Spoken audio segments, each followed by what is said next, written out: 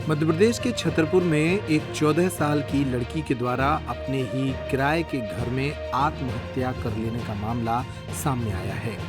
मामला इसलिए सनसनीखेज है क्योंकि लड़की के भाई ने आरोप लगाए हैं कि इसी मकान में किराए से रहने वाले एक 22 साल के लड़के ने उसे बुरी नीयत से पकड़ रखा था। इस राज के खुल जाने के बाद लड़के ने उसे जान से मारने की धमकी दी थी और शायद उसे संदेह है कि उसकी बहन की हत्या की गई है। बहरहाल फांसी के फंदे पर लटकी अवस्था में मिली इस लड़की की लाश को कोतवाली पुलिस ने बरामद कर छतरपुर के जिला अस्पताल में पोस्टमार्टम के लिए भेज दिया है। डॉक्टरों की टीम इस बात का पता लगा रही है कि लड़की के साथ रेप या हत्या जैसी कोई वारदात हुई है अथवा उसने फांसी लगाकर अपनी जान गंवाई है।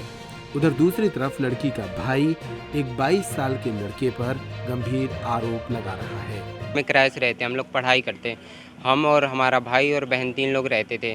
भाई उस टाइम भाई चले गए थे कहीं काम से 15 तारीख को, तो 16 तारीख को जैसे ही रात में सो गए हम लोग। 17 तारीख को सुबह देखा 4 बजे, तो हमारी बहन नहीं थी वहाँ पर।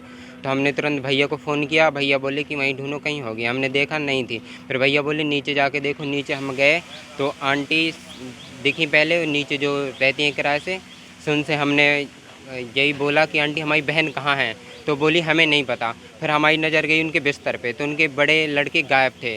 तो मैंने पूछा कि तुम्हारे बड़े लड़के कहाँ हैं, बोली नहीं पता मेरे को। तो मैं फिर तुरंत नज़र गई बगल वाले रूम पे जहाँ उनका सामान रखा रहता था, वहाँ पर अंदर से गेट लॉक थे। तो मैंने कहा आंटी ये गेट खुलवाओ, तो उन्होंने गेट खुलवाए तो बहन हमारी और वो वहीं पर मिले हमको, और वो लड़का बिना कपड़ों के ही मिला।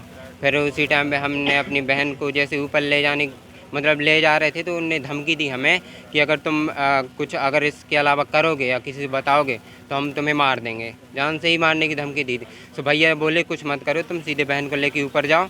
तो हम ऊपर गए, बोले गेट लॉक कर लेना, और तो ये लोग पीछे से गेट भड़बड़ाते रहे, हमने नहीं खोला।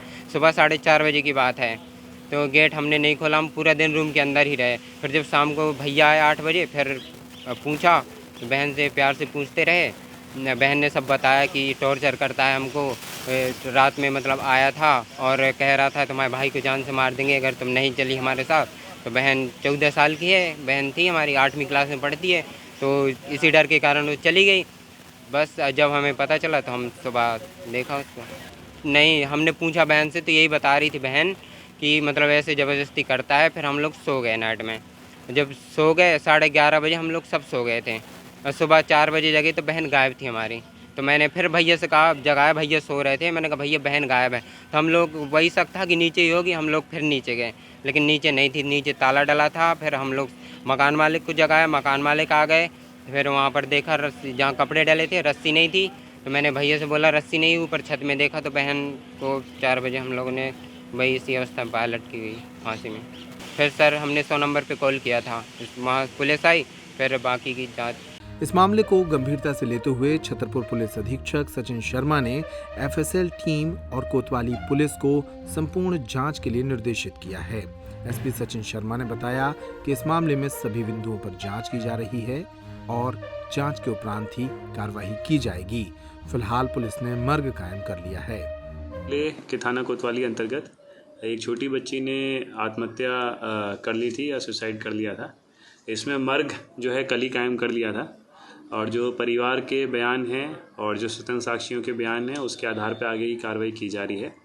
जो एफएसएल टीम है और जो डॉक्टर्स या चिकित्सक राय है, विधिक सलाह है, उसके आधार पे जो विधि सम्मत कार्रवाई होगी उसको हम लोग सुनिश्चित करेंगे। आरोपी का सब कुछ पता चल सका है, कौन है क्या? जी, अभी तक की जो स्थिति है वो यही सामने आई है कि एक बच्ची है जिसने आत्महत्या की है, और साक्ष्यों के आधार पे, तथ्यों के आधार पे जो भी चीज़ निकल के आती है उसी हिसाब से आगे कार्रवाई सुनिश्चित की जाएगी।